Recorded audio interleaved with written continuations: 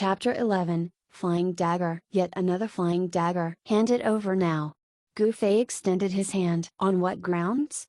The lady shamelessly demanded. Gu Fei frowned. Do I really have to give her the stealing is wrong, and you shouldn't covet others' property speech before she returns what she took? He was a school teacher after all, so he was used to giving such lectures. The lady opposite him looked to be about his age. Her smooth and practiced actions a while ago made Gu Fei suspect that she was a professional thief in reality. Was there any worth to talking about morals with this kind of person? Since logic would surely not work on her, he decided to let his fists do the talking. Gu Fei's thoughts were heavily influenced by his father's teachings. Except for their different opinion about the purpose of learning Kung Fu, the two were very alike. The lady's expression changed when she saw Gu Fei assume a battle posture. What are you planning to do? Beat a woman like me? How despicable.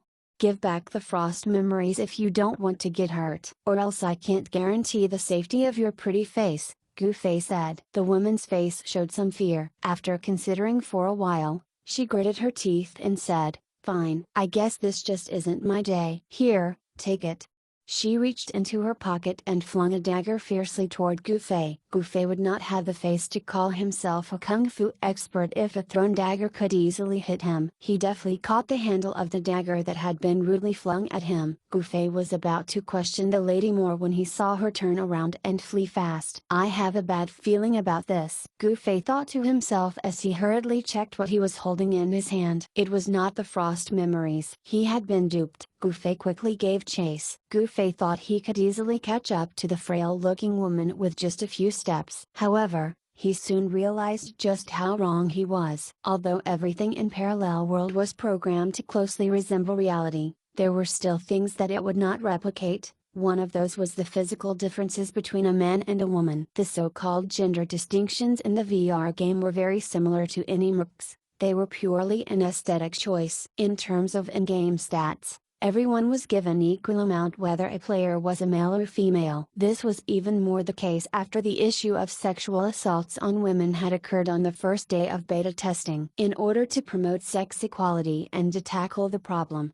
the game officials had made large modifications in Parallel World settings. Now, one's job class was the deciding factor in a player's in-game life. If a male mage wished to act upon his evil thoughts toward a female warrior, he should be prepared for the consequences. It did not matter how high his level was, since sexually assaulting someone would have to be done in close proximity to each other. Even if he unleashed his strongest spell and overturned an entire map, he still would have to get close to his target to do the deed, right? The issue between gender needs fixing, Gu Fei thought frustratedly. The lady he was chasing was the perfect example. Only one word was apt to describe her: running. Fast. Gu Fei poured every stat point he had gained in his 16 levels to agility, yet his speed was nothing compared to her who had a bona fide speed-based job class. She even had the leisure to make those silly faces at Gu Fei as she ran. The distance between the two was gradually lengthening. Gu Fei felt enraged but could do nothing about it. The game lacked mechanics for accessing an individual's innate talent. Although players could utilize superhuman abilities based on stat point distribution,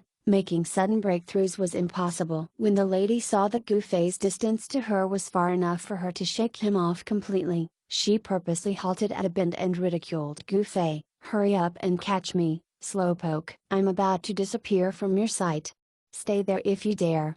Gu Fei tried to use reverse psychology on her. Many researchers claimed that women had an instinctive resistance to taunting and teasing. But Gu Fei's attempt was no better than throwing a stone into a vast sea. She completely ignored his words and even blew a kiss at him. "I had fun playing with you, Mage. Bye."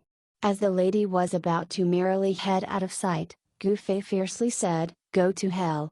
He then hurled the dagger on his hand with enough force at her. Speaking of throwing daggers, the most well-known figure for this skill was called Xiao Li Fei Dao. To say his dagger's flight speed was fast was great, but what was really admirable about this expert was his target accuracy. A unique skill of throwing daggers that had 100% accuracy, and even when used in an online game would be impossible to dodge. Naturally, the speed was the reason behind its precision. It was so fast, so no one could dodge it. Only a true expert could unleash the technique's full potential. Such experts' usual targets would be equally skilled individuals who could disappear from sight in a flash, so their techniques obviously required speed. The lady might be fast on her feet, but she neither had the ability nor knowledge to deflect or dodge a flying dagger. The dagger's swift speed alone was enough to hit her. Gu Fei was a person who could blind someone's eye with just a rock, so questioning his accuracy with a dagger was pointless. Swish! The dagger flew out of his hand. Ah! The dagger struck the lady's calf, causing her to collapse on the ground on all fours. Gu Fei gleefully approached the lady at first, yet his feeling of schadenfreude quickly disappeared when he heard her painful cries. It was truly difficult to watch a beauty cry. Gu Fei felt his actions were somewhat excessive, especially when he saw the pool of blood soaking the ground. Although no real damage had been inflicted on her real self, but the pain the dagger caused was still unbearable. Gu Fei reckoned he himself had never suffered such a deep wound. You're too much. The lady remained sprawled on the ground, bawling her eyes out as she pointed accusingly at Gu Fei. Gu Fei felt truly guilty now, but he reminded himself that she was a criminal. He had to treat her coldly. His face turned stern as he reached into his pocket, taking out his bundle of carving knives and threatened, "Mock me again and I'll stick all of these into your body." The lady shut her mouth fast. After being struck once, she didn't doubt that Gu Fei was capable of doing what he had just threatened to do. Actually, Gu Fei was merely scaring her. He already regretted hurting her once, so how could he bear to stab her again? The lady lay sprawled on the ground, her hand putting pressure on her injured leg. No sound came from her mouth aside from her loud weeping. Gu Fei moved to pull the dagger stuck on her leg out. "Ah, what are you doing, you bastard?" Pain racked through her body when Gu Fei made accidental contact with the dagger wound, causing her to scold him boldly. "I'm just trying to pull it out." "It's pretty hard to look at you with a knife on your leg," Gu Fei reasoned. "Won't it hurt if you pull it out?" she asked sillily. If this were in reality, as long as the knife did not stab a fatal part of a body and there was not much bleeding, there was no need to pull the knife out, as it was basically not life-threatening. Doing so might hasten blood loss instead. Perhaps pulling out the knife in the game would be fine? With such a thought, Gu Fei nodded his head toward her and said, "The pain will disappear once it's removed. Pull it out, then," she said while gritting her teeth. "All right," Gu Fei replied. He raised his hand and pulled the knife out without a warning. "Ah!" she screamed. The pain remained and the blood flowed unceasingly. It would appear that the game had replicated reality in this aspect as well. "My HP is decreasing," the lady suddenly said. That's not good." Gu Fei panicked. "Quick, hand me any cloth. Bandage will do as well. I have to dress your wound fast to stop the bleeding."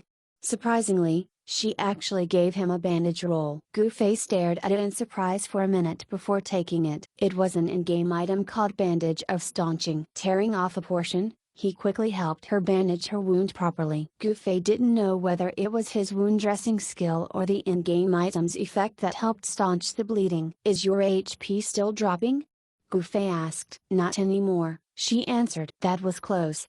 Gu Fei sighed in relief. Had her HP dropped to 0, he would have no idea how to find her when she returned to a spawn point. The lady's scandalous crying turned into demure whimpering as her condition stabilized. She would occasionally glare at Gu Fei as she sobbed quietly. Gu Fei no longer felt as guilty as he did before and confidently extended his hand to ask the lady, "Okay, hand over the frost memories." Her pocket was within an arm's reach, yet Gu Fei was clear that even if he had reached in for the dagger, he would not find anything given how the in-game inventory system worked. Only the owner had access to the stuff inside one's pocket. The lady no longer seemed to be in as much pain as before as she responded briskly, "Is it yours?" Nope," Gu Fei said. "Then why should I return it you? It belongs to my friend." Gu Fei said. "Friend?"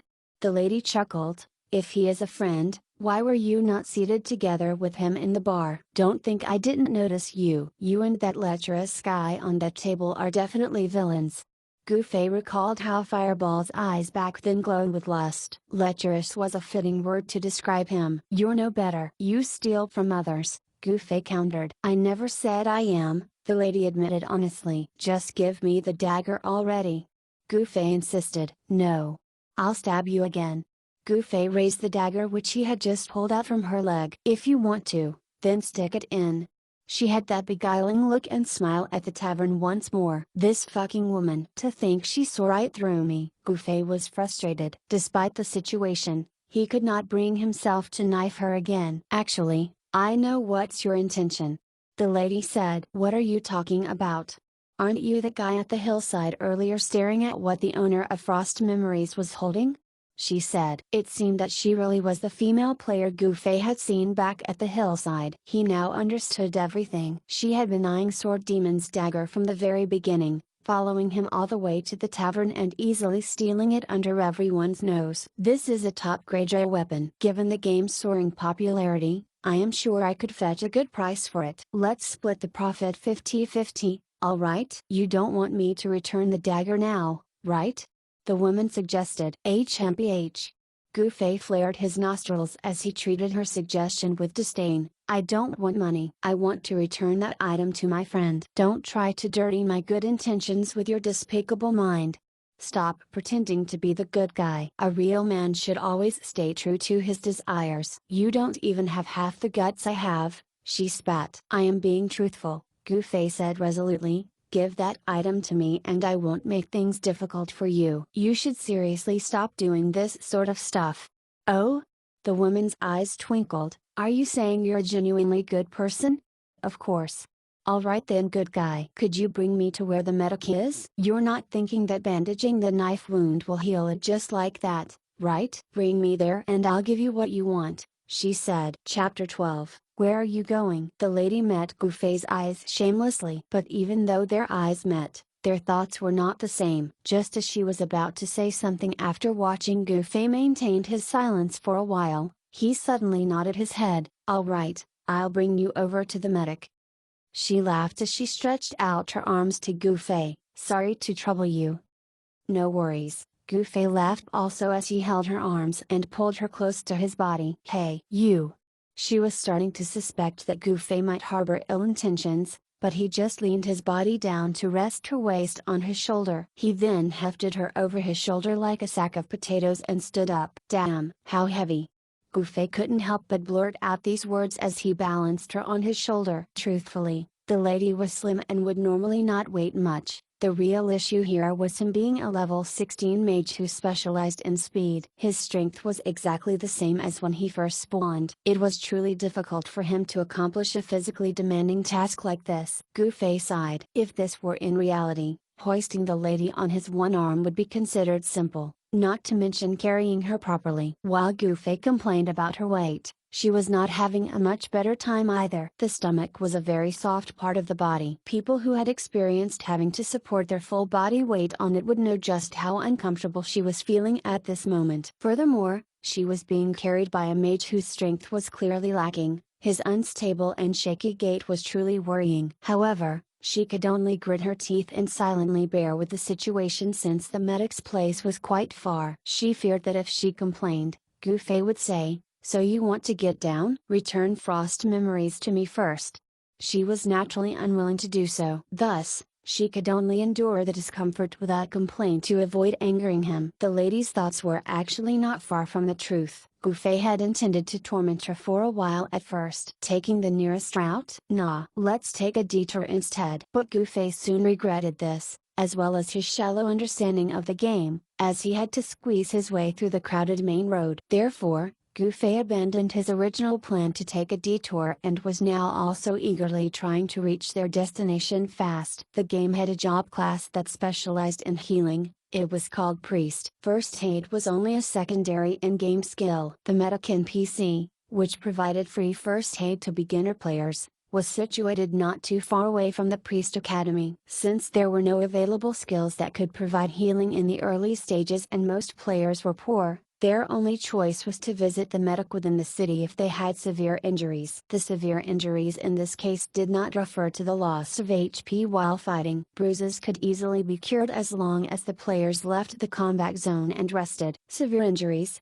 on the other hand, were much more serious, as even the player's maximum HP would be depleted. Resting would not help recover the lost HP back either. More importantly, Severe injuries were unbearable because players would continue to feel pain unless they received proper treatment. In fact, heavy injuries were so severe that the area around the medic was filled with agonized cries, as well as blood and tears. No one paid attention to how Goofy swayed with a lady and towed to the medic's place. It was very common for about half of the people who came for treatment to be carried here. Goofy found a place to put her down after much difficulty. The people Goofy saw queuing here were much more than the ones buying glasses and brooms back in the Mage Academy. He looked back at the lady and said, "We're here. You can go line up. Just don't forget to hand over Frost Memories.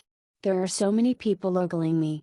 The lady winked flirtatiously. A beauty like her would indeed always draw people's attention wherever she went. Although the people here were in great pain and were hardly in the mood for dirty thoughts, distracting themselves from pain by appreciating a woman's beauty was an actual method that General Guan Yu used during the Three Warring Kingdoms period. While it was not as gentlemanly as playing chess, beauty appreciation can also be considered as an art. Goofy was not swayed in the slightest by her beauty. He said coolly with an open palm, "Give it back. People are really checking me out. Look around you." Her voice grew louder as she anxiously gestured around with her hands. Even those who had not paid attention at first looked over after hearing her words. The eyes of a group of 5 people flashed in recognition when they spotted the pair, and quickly made their way over. Finding a more agile and lively individuals than them in a place like this was not easy. "It really is you." The 5 quickened their pace as they got nearer. They had already closed in on the 2 with fury in their eyes before Goofy could make heads or tails of the situation. Goofy did not recognize any of them, and they were not looking at him either. At the next moment, everyone was distracted by the lady's sudden movement. She grabbed onto Goofy's arm and shook it violently while saying, "Oops, they found us. Let's make a run for it." Trying to escape?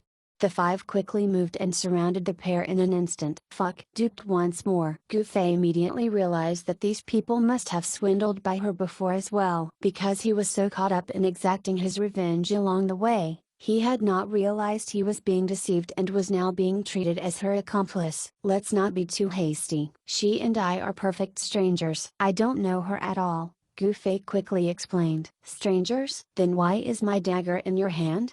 one of the guys demanded. "Dagger?" Goofy wondered as he looked at what he was holding in his hand. It was the dagger he had flung earlier, which the lady originally used to stab him with. It had remained in his hand after pulling it out of her leg. This dagger, Goofy had not inspected it closely earlier since all he cared about was that it was not Frost Memories. His detailed inspection now of the dagger, howling a rage, revealed that it had a higher damage output than Frost Memories. It could increase a player's attack speed and damage by 5% as well. Although it could not match Frost Memories, it was still considered a rare item by most beginners. Goofy finally understood the situation. While she was the one who had used some unknown method to steal Howling Rage from this person, he was the one currently holding it. She had purposely shaken Goofy's arm earlier to let the others see the daggers he was holding. She had to explicitly draw attention to it because the dagger was not as noticeable as Frost Memories. It was really difficult to explain his way out now, especially after falling victim to such an impeccably calculated plan. "Quick, let's get out of here!" shouted the lady as she pulled Goofy closer to one of the guys as if the two intended to strong-arm him to flee. This action created a 2-against-1 advantage for Goofy and the lady, so the 4 others hurriedly moved closer to that one guy to provide reinforcement. This in return freed the left and right sides of Goofy and the lady. She quickly let go of Goofy's hand and headed to the right opening in an instant. She ran off without looking back as she yelled, "You take the left, I'll take the right. We'll meet back at our usual spot."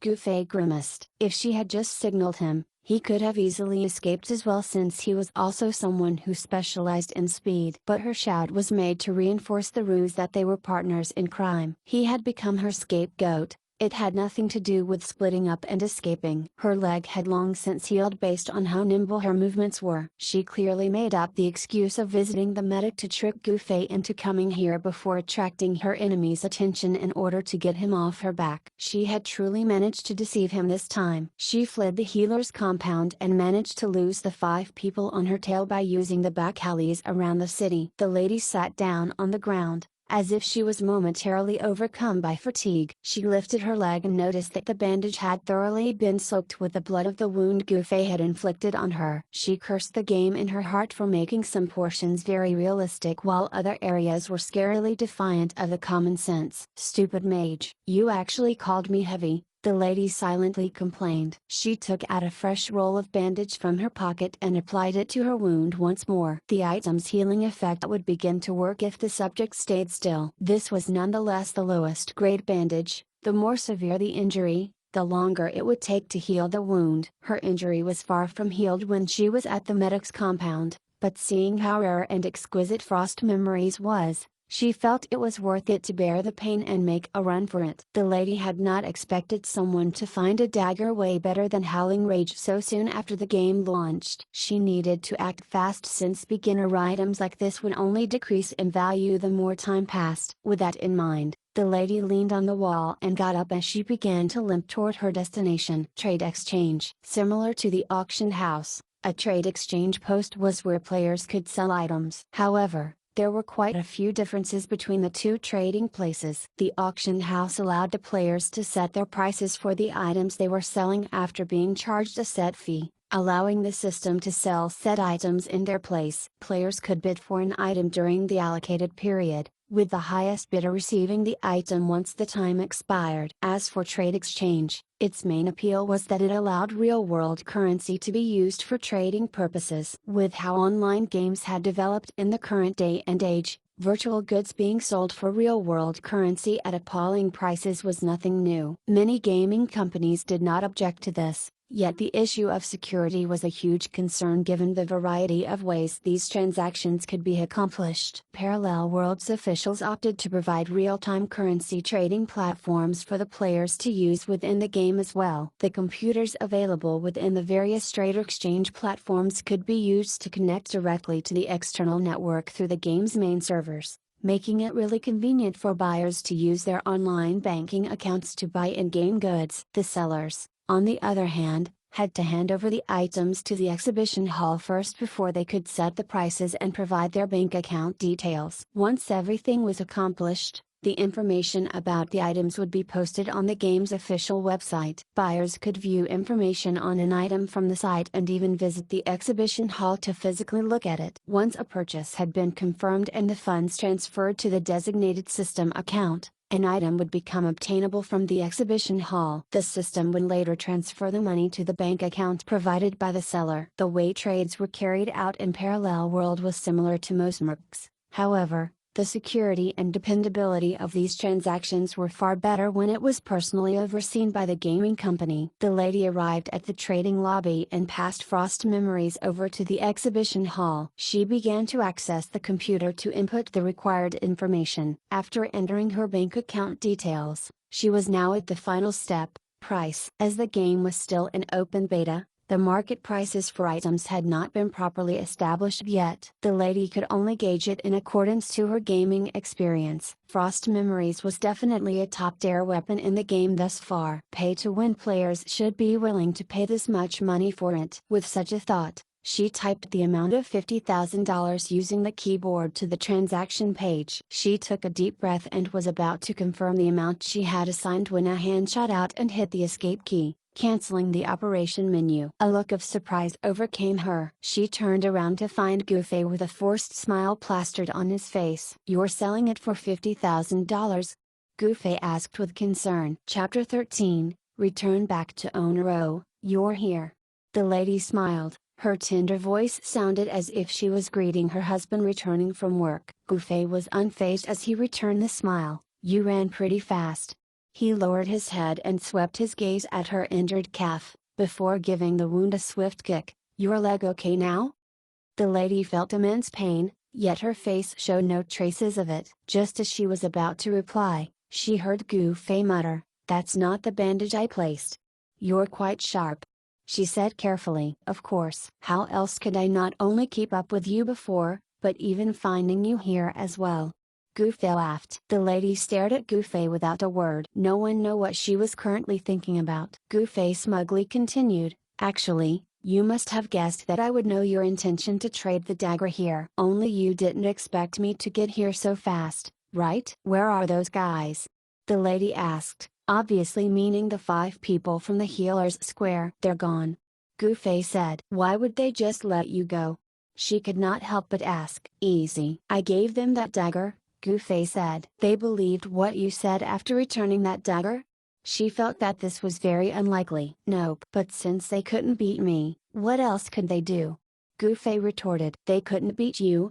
The lady's face was colored with shock. She learned the appraisal skill as well. She saw that Gu Fei was a level 16 mage. His level might be higher than most players, but that enraged, howling rage's owner was also within level 16. Furthermore, there were 5 of them, while he was just 1. Gu Fei laughed indifferently. Based on what you just said, you returned that dagger in a situation wherein they had no way of dealing with you.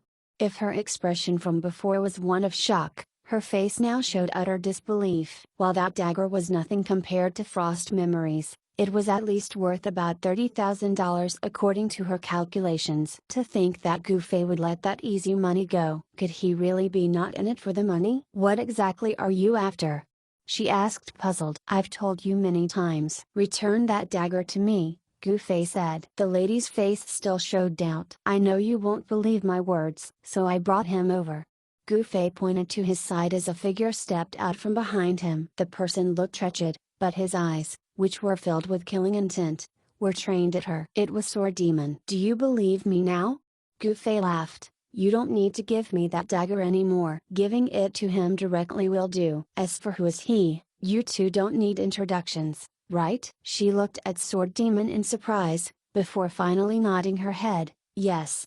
She went back to the exhibition hall and cancelled the transaction. She took Frost Memories and handed it over without missing a beat. However, she had actually handed it over to Gu Fei, not Sword Demon. Gu Fei received it nonchalantly and passed it over to Sword Demon without another glance. Sword Demon revealed neither a nervous nor an insecure expression when Gu Fei took Frost Memories from her. He just maintained his murderous eyes at her from start to finish. The lady could imagine how angry he was. But this was the trade exchange. Out of all the safe zones in game, the trade exchange platforms could be considered as the safest. Thousands of players shouted fireball, and balls of fire would ignite in the Mage Academy. Over here, when Gu Fei called out fireball, only a reply was heard from a corner of the exhibition hall. The fireball, who was busily admiring the mage equipment on display, hastily made his way over. Don't you have something you want to say to her?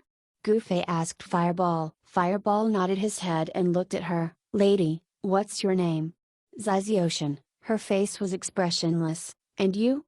She asked back. I'm called Fireball, he said happily. Zazioshin had no reaction. Her eyes never left Gu Fei's face. Gu Fei knew her question was actually for him. 1,000 miles drunk, Gu Fei sighed. He disliked the name, but he could only bear with it. Your real name? Zazioshin said. Gu Fei was momentarily stunned before he replied, Gu Fei. Zazioshin nodded her head and backed off. She leaned her back on the wall as she glided down, using it to a sitting position. She stared at Gu Fei as she cradled her injured leg. Violent Fei. Gu Fei was startled, but he quickly countered, Cheater Tian.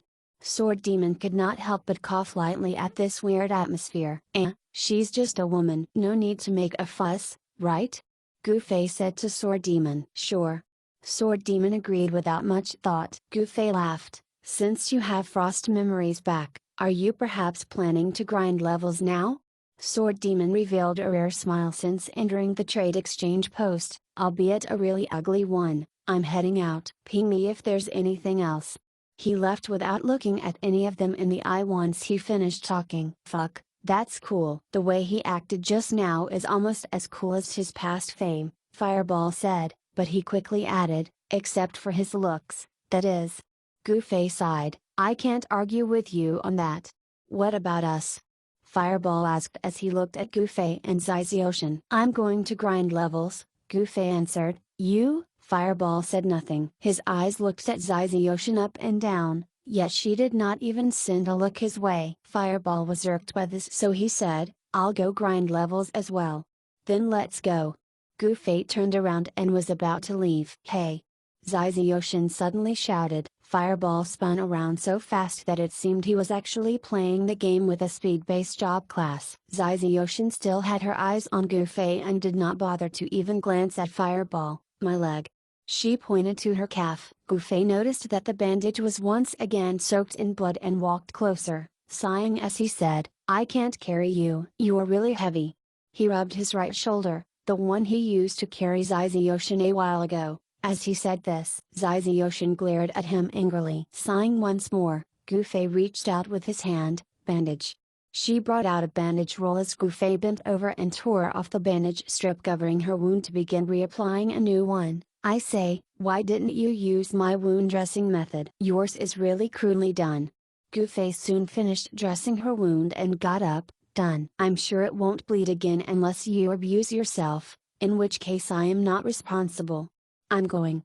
Goofy waved to Ziziotion as he and Fireball walked off. Just as he was about to exit the trade exchange post, Goofy received a system message. "Ziziotion added you as a friend. That woman." She said her name is Ziziotion and asked me for my real name. I guess that's her real name? Everyone uses a fake name in games, yet this cheater actually dares to use her real one. "Is she alright?" Goofy silently muttered in his heart. He did not immediately close his friends list after exiting the trade exchange platform. "Thanks a lot. I wouldn't have known that the game has a place like trade exchange without your help." Goofy sent this message to his friend, Fleeting Smile. He. "You found her there?"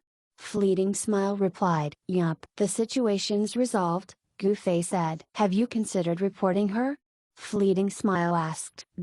Let's just forget about it," Goofy said. "Protecting a scammer? Is she a babe?" Fleeting Smile asked. "She's a head turner," Goofy admitted honestly. Fleeting Smile replied, "A piece of advice, based on my past experiences, female players' deception skills are scary but their hatred is even more so. You better watch out. This game is big." "I'm sure it would be hard to meet again," Goofy said. "Is that so?" Maybe," Goofy said frankly. Since she sent him a friend request, she might come look for him in the future. "Let's not talk about this anymore. I'm going to carry on grinding. Leak some info about bosses, hidden quests, rare equipment, and such while we're at it," Goofy said. "Stop fooling around." "I am a scrupulous gaming employee," Fleeting Smile said. Goofy was only casually joking. He naturally did not want any such game spoiler. He sent a smiley emoji and closed the chat window. Fireball. Fuck. Just as Goofy said this, he immediately recalled that Fireball's name was a taboo in public. As a ball of fire emerged in front of Goofy, the Fireball beside him was thoroughly provoked. "Who are you cursing at?" "My bad," Goofy said apologetically, "but your name's really a pain in the ass. Let's think of a nickname for you." Fireball cursed the person who gave him his in-game account's name for the 180th time before responding to Goofy's suggestion. "Call me Little Flame, then." "Little Flame. That'll do," Goofy said. As the two headed to the city outskirts, Fireball suddenly remembered something. "Drunk bro." "Yeah? Didn't you say that round of drinks back at the tavern was your treat? But since you ran off without a word, I was the one who paid for it in the end," Fireball said. "Is that so? Just put it on my tab. I'll treat you next time for sure," Goofy replied evasively. "Why am I getting this vibe that you're trying to rip me off?" Fireball's awareness of danger was rather sharp. "Why would I? Do you think I'm that sort of shameless person?" Goofy said. "Originally, no. But now that you've said that, I'm beginning to suspect you," Fireball worriedly said. "I'm actually not someone who takes advantage of strangers," Goofy laughed. "But when it comes to my friends, I'm the opposite." Chapter 14, Unbelievable. In the blink of an eye, Parallel Worlds beta had already been up and running for an entire week. All the players strive to adapt to the changes brought by the new VR game. As a teacher, Goofy often heard conversations about the game everywhere in school. Goofy naturally could not join in these talks. Moreover, Goofy had originally requested off not to tell anyone in school that he was playing the game. In fact, teachers, just like their students, were interested in playing video games. However, they could only feign indifference toward their students' interests to maintain their image as paragons of learning. Unsurprisingly, Gufei also abided by this unspoken code of conduct for teachers despite only being a PE instructor. Nevertheless, the students and his colleagues still noticed a distinct change in Gufei's behavior. For instance, he no longer constantly boasted about his kung fu skills to others. In their minds, Gufei had finally become a normal person. This became quite a hot topic in school. As for Gufei, he was more preoccupied with playing Parallel World whenever he had leisure time to be bothered by such gossips. He preferred spending his time in the virtual reality game where he could freely use kung fu. Still,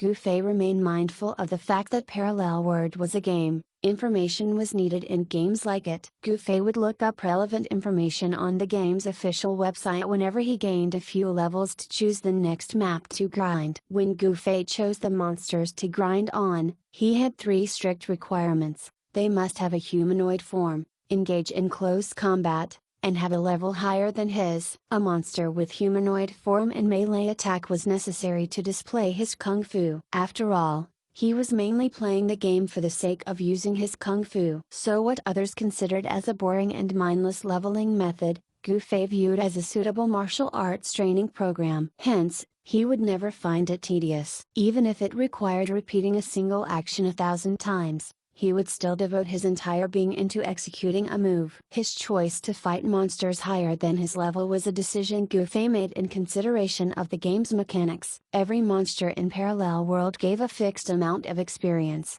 The higher the level, the larger the experience gained, so fighting higher level monsters meant his leveling speed was akin to taking an express train to Level Town. Gufei had no reason to give up this leveling method, especially with his ability to take advantage of it. Yet, even with his extraordinary kung fu skills, there was still a limit to the monsters he could defeat. Gufei had no means by which he could break through the defenses of monsters 20 levels higher than him, even if his speed could keep up with their attacks. Such a situation suddenly reminded Gufei of his father teaching him martial arts when he was young. "Your attacks are weak and full of holes," his father said with amusement when Gufei punched him. A fast palm strike from him had sent Gufei flat on the ground as he said, "Watch the way my shoulder moved. Have you understood why you couldn't avoid or block my palm strikes? Obviously, it's because my movement is much faster than your eyes. You need more practice." Gufei missed the joy of challenging himself time and time again in the past as he grew up. Therefore, he could hardly contain his excitement now that he had an opportunity to experience that sort of enjoyment again. Continuously leveling to improve his skills and fighting even stronger opponents, everything was really simple in online games. On this day, Gufei finally reached level 30. Every player had the habit of checking the amount of experience needed to reach the next level upon leveling up. Gufei was no exception. However, he was taken aback once he had a look. "This isn't a mistake, right? Is this truly the amount of experience required to reach level 31 from level 30? Am I level 30 or level 300? Gufei muttered to himself. The experience requirement that used to increase every level in 10% increments had risen by 10 this time. 10 times to be precise. Prior to this, no one had ever heard of any mercs that had such an abrupt huge leap in the amount of experience required to level up. At this point in time, a majority of the players in Parallel World had rapidly ascended to level 30. Each of them was equally dumbfounded at the sight of the experience points needed to reach level 31. Everybody thought that it was a bug and incessantly reported it to the game company. Almost no one carried on leveling. The Parallel Worlds officials soon released a statement. The algorithm was correct and not a bug. The issue actually originated from the company's adjustment of the experience cap to reach level 30. This change was made in response to the alarming number of violent incidents that had happened on the first day of the game. Many players used their job class's inherent physical advantage, as well as the initial imbalance of stats, to bully weaker players. The gaming company's inability to intervene in those incidents led to Parallel Worlds setting adjustment to prevent such situations from occurring again. After much deliberation, they decided to reduce largely the experience players needed to get to level 30. This let the players reach level 30 quickly. Level 30 was what the officials deemed as a stage where there would be a balance between the job classes. No matter the job class players held, this level was where they had enough power to protect themselves from others. The event where players could utilize their innate stronger physique to bully physically weaker players would never happen after reaching level 30. However, the game company could not be held liable if players were oppressed because of their poor gaming skills due to being complete noobs. The statement effectively quelled the players' rage. Since many of them witnessed the terrible acts that had happened on that first day, they nationally did not oppose the game setting adjustment. The players immediately went back to the game to continue grinding once they realized that the modification was permanent. But Gufei did not know anything about this. After confirming that he was not at level 300 yet, he had simply blinked his eyes and resumed his level grinding without bothering to count how many zeros there were. He had originally intended to ask Fleeting Smile about it, but he gave up upon seeing on his friends list that he was not online. I better focus on my kung fu training instead. The game company will naturally fix the issue if it's a mistake, was what Gufei thought. He followed the plan he had for level 30 and headed toward the map he had earlier decided on. The map Gufei chose to grind at level 30 was where others would grind at level 40. In fact, if he wanted to, he could even choose to fight monsters with higher levels than 40. However, those monsters had more health and stronger defenses. In terms of time spent and amount of experience gained, it was much more efficient to fight level 40 monsters. This was what Sword Demon told Gufei when they met coincidentally in a map for grinding. The method was very similar to how Gufei trained as well. However, Sword Demon might have had a similar grinding technique to Gufei, but that was the extent of their similarity. For Sword Demon, leveling up was simply leveling up. As for Gufei, leveling up each time meant his kung fu had improved yet again. Gufei would not be this enthusiastic to grind if not for this. Sword Demon had reached level 30 faster than everyone else and had gained experience comparable to mid-level 30, but just like Gufei, he kept on grinding after slightly getting startled by the experience required for leveling up. After exchanging a few words with Sword Demon, Gufei said, "I won't bother you leveling,"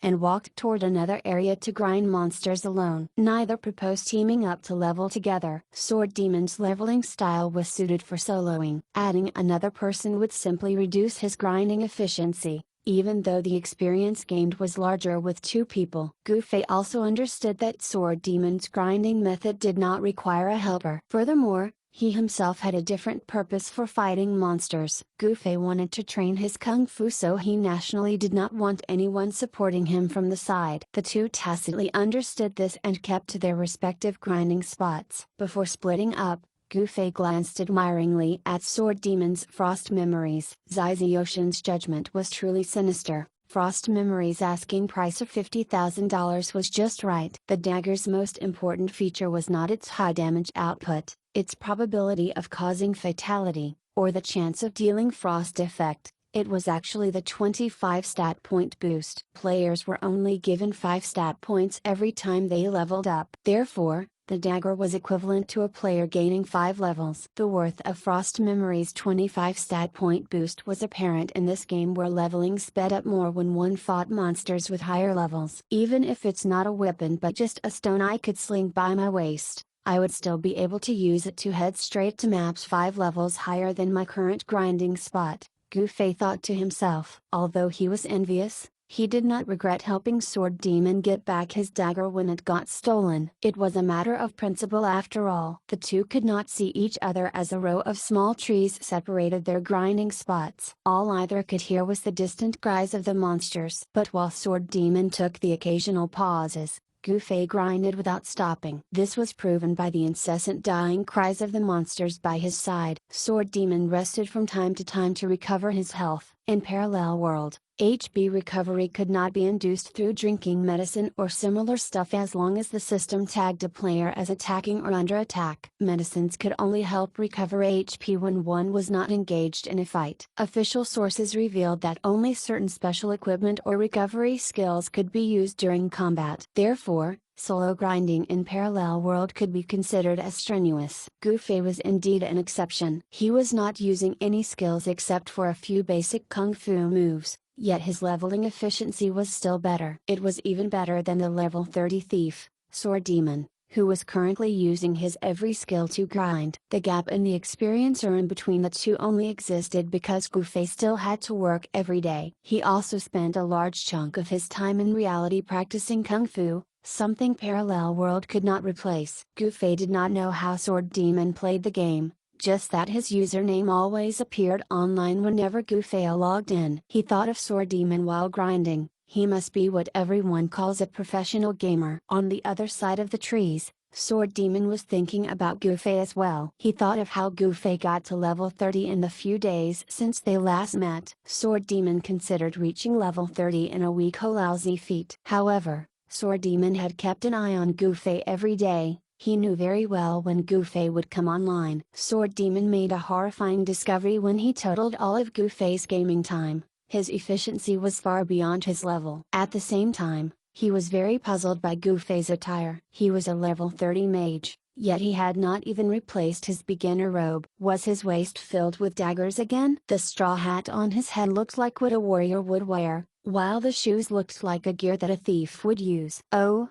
man, what in the world was he? Chapter 15, 9 Blades of Tang. When Sword Demon first met Gufei, he was so shocked by his skills he had not thought of using appraisal to inspect his equipment. Truth be told, Gufei's robe was the usual run-of-the-mill, so there was no value in using appraisal on it. Top-tier items, like Frost Memories, had distinctive designs after all. Sword Demon's curiosity grew as he continued to hear the endless cries of the monsters from the other side. How exactly is he fighting the monsters? As a player familiar with the many in-game skills, Sword Demon could evaluate anyone's fighting style just from sound alone. Yet, he simply could not see through Gufei's methods. Researching other players' techniques and skills was Sword Demon's passion, so he could no longer resist his curiosity and decided to scout Gufei's fight. Sword Demon used the stealth skill to creep in closer to his research target. Skills in Parallel World were not easily executed once learned. Constant practice was required to raise their proficiency level,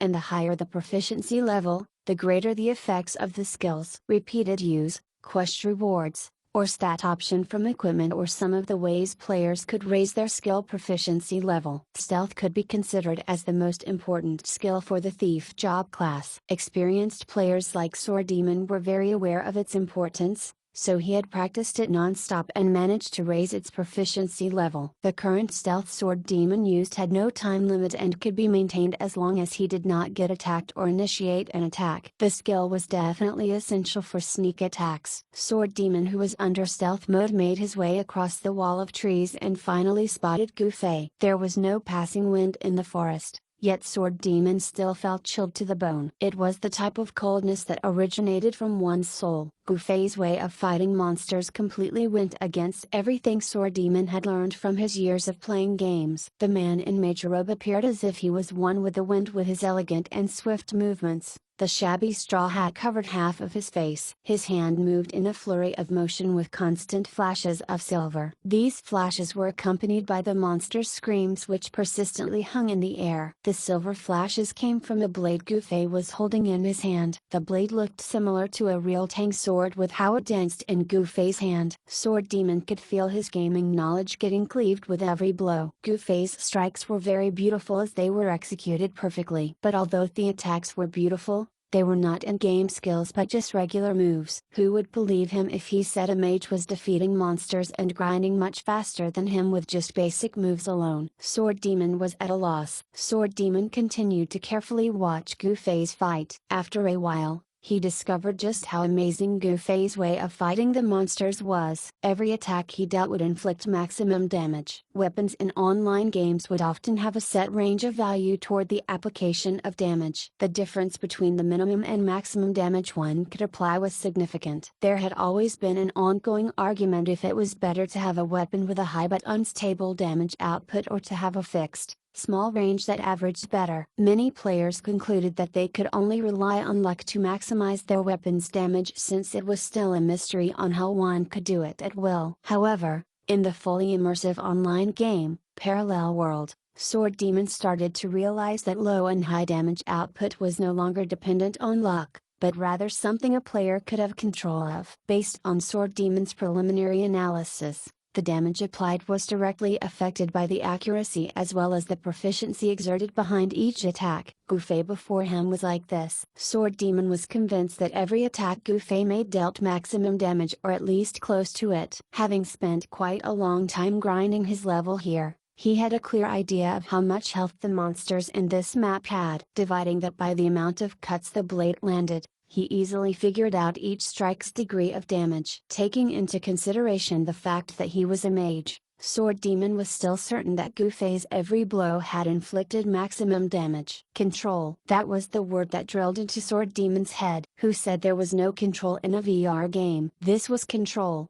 far beyond the usual mouse or even keyboard control. The ability to control your level of damage and inflict maximum damage at will. This could be considered as peak control. Sword Demon saw a whole new world opened up in front of his eyes and could not help but get excited. At this moment, Gufei began to coordinate his movements, moving to cleave the monsters while deftly stepping backward to dodge. Wait, does he even need to rest? Sword Demon wondered. He did not see Gufei receive any injury. Although the game had a fatigue setting, its design was just a hindrance to the player's gaming experience. It would be hard for players that only possessed an average human physique to continue playing when they had been utterly exhausted from the constant high-intensity fight. While there was a fatigue gauge, it decreased rather slowly. Players dubbed it as the anti-addiction system. In a way, they were poking fun at the gaming company that tried to prevent people from playing the game regularly. Could it be that the fatigue gauge actually decreases faster when you're using peak control? Sword Demon thought silently. If that really was the case, the drawbacks would somewhat outweigh the benefit. Fatigue recovery was slow and there was currently no way to speedily restore it except for waiting idly. Although the time one was offline also counted as part of fatigue recovery. Sword Demon could not consider it worthwhile if that was indeed the case. Regardless, Gufei was obviously attacking while retreating. The newly spawned monsters were not drawn over since he was out of the aggro range as he methodically eliminated the remaining monsters one by one. By the time he reached the edge of the forest, he had already cleanly sliced the last monster. How wonderful! Sword Demon marveled quietly. Gufei had such a high level of precision that he was able to grasp a path of retreat flawlessly. It was the very definition of peak control. However, the real wonder had yet to begin. After killing the last monster, Gufei held the blade with one hand and adjusted his straw hat. His eyes, which had been covered by the straw hat, were now unveiled as he gazed in Sword Demon's direction and laughed. Is something the matter? Sword Demon turned around but saw no one behind him. Are you talking to me? You can see me? Asked Sword Demon as shock colored his face. I can't see you, but I can feel your presence, Gufei said. How is that possible?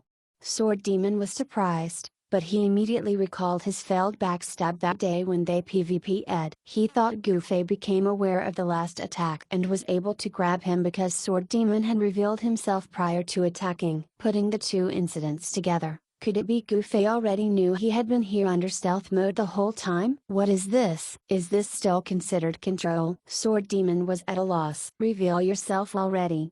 Gufei shouted. He knew Sword Demon was nearby, but he could not see him. Hearing his voice hanging in the air just made the situation too peculiar. Sword Demon slowly emerged into sight as he released his stealth. What's up? Gufei asked. I just wanted to see how you fight monsters, Sword Demon said. So how was it? Gufei asked with a smile. It's great. Sword Demon nodded. My 9 blades of Dang. 9 blades of Dang? Yup. Gufei nodded. What is that? Is that what he calls his peak control? If I recalled correctly, there's a wuxia online game 2 years ago that had a similarly named low-level equipment. Sword Demon wept silently as he realized that his vast knowledge and experience was only limited to online games, mistaking the famous Dang sword for some insignificant equipment. 3 forms of Finley U. Gufei suddenly called out. With a twist of his wrist, he lifted the sword and delivered 3 cross slashes into the air. 3 forms of Du Onlang. The momentum changed as he called out once more. 3 fierce slashes were made before him, akin to an enraged tiger descending the mountain. 3 forms of Cherry. The blade cut the air before him, with 3 rapid strokes falling upon a single point with a shake of his arm. The 9 blades of Tang allowed the user to flexibly slice, cut, and stab their targets. Getting anywhere near mastering it would require decades of diligent kung fu practice. How can my mediocre skill be a match? Gu Fei laughed to himself. Sword Demon could only nod his head obliviously. He simply had no idea what Gu Fei was talking about. In his eyes, the few strokes that Gu Fei had displayed messily in front of him was not nearly as amazing as him fighting the monsters from before. "Oh, yeah. Do you have a reason why you're looking for me?"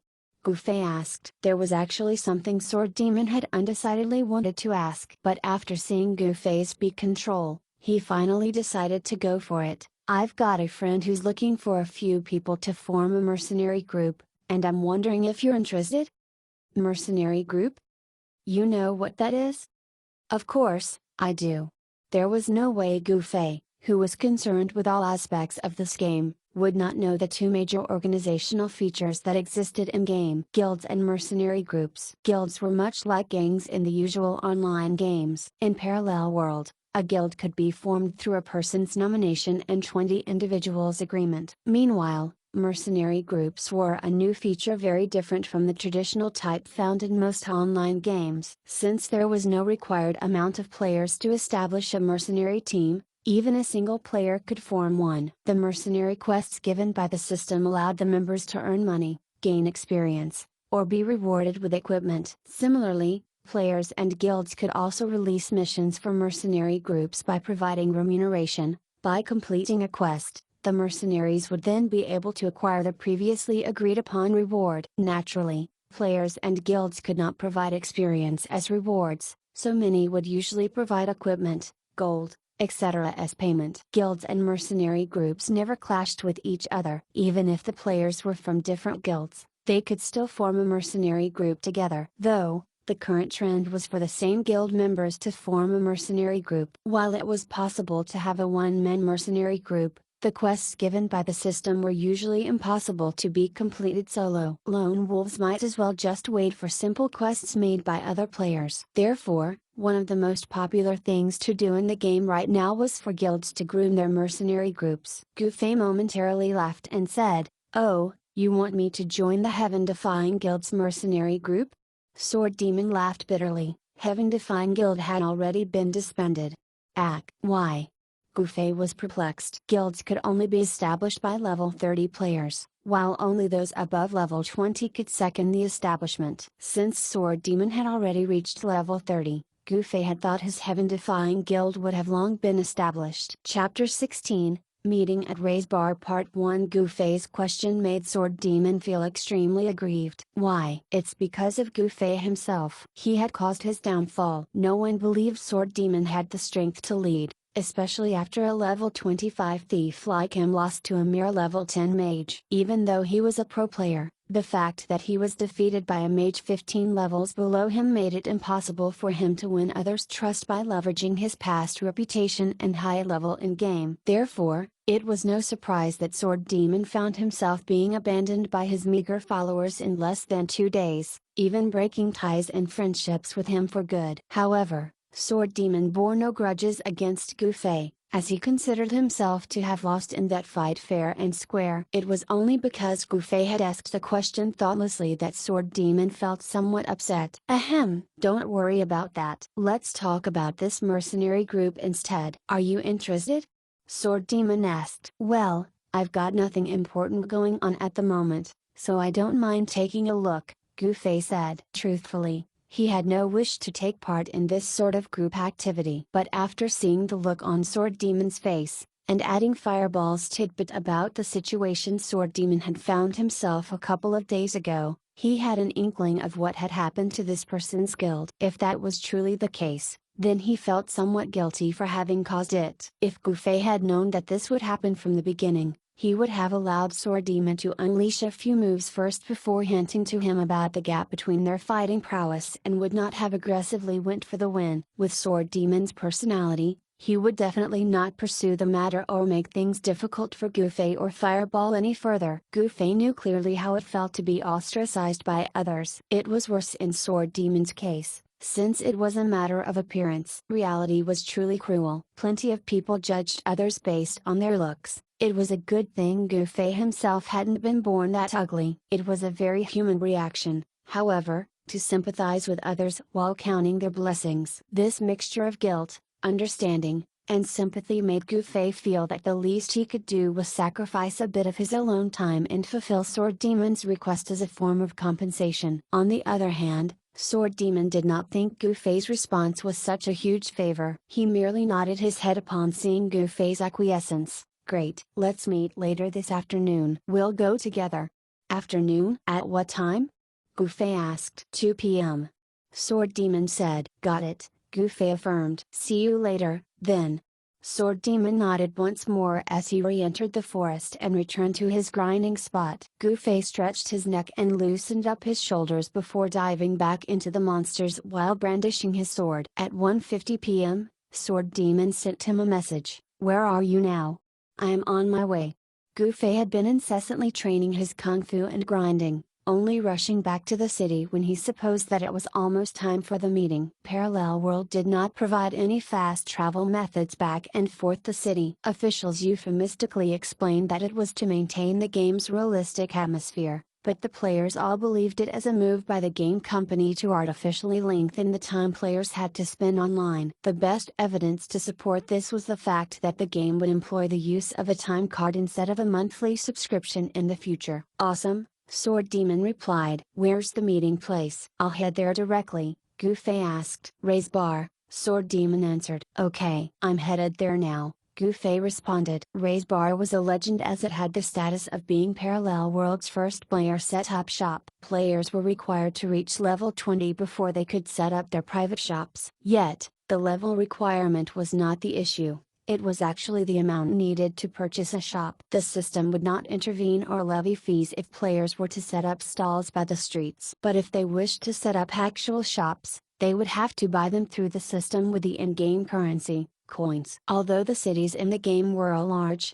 the buyable assets available were still limited and really expensive. Therefore, no one had considered the possibility of a player being able to purchase a shop just after reaching level 20. And one with quite a sizable floor space at that. How in the world did he gather so many coins in just a week? There was only one probable explanation after much thought. He used real-world currency to purchase pieces of equipment through the trade exchange, and then sold these items for coins in the auction house. A rich person. No one could figure out why he chose to open a bar after accumulating so many gold coins, though. While the bar currently had a rather decent number of patrons, once the open beta ended and the time cards started to be used, there was no guarantee that those players would still willingly waste their time there. Furthermore, the systems in PC-operated bars had all sorts of alcoholic products already. In contrast, where would a player find all these liquors in his bar? Although players with a brewmaster crafting profession could brew alcohol, the quantity they could make would not be that much considering their current levels. It would be far too ridiculous for him as well to purchase the drinks from the system-established bars just to resell them in his store. Yet, Ray's Bar did exactly that. He was buying and selling alcoholic beverages at their original prices while incurring the cost of the system's shop transaction tax.